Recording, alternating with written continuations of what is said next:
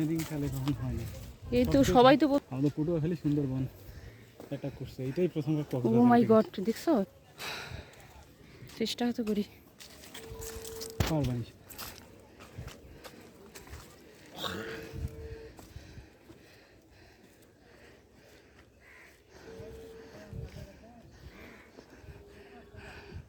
দেখে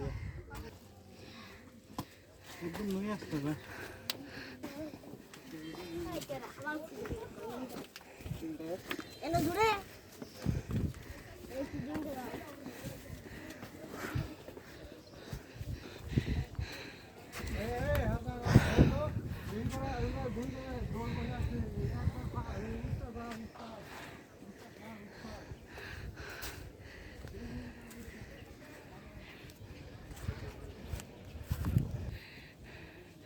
এইটা অনেকটা ওই যে মাধবপুর লেকের মতো, উপর উঠলে জানি কি উপর উঠে এসে কিছু হ্যাঁ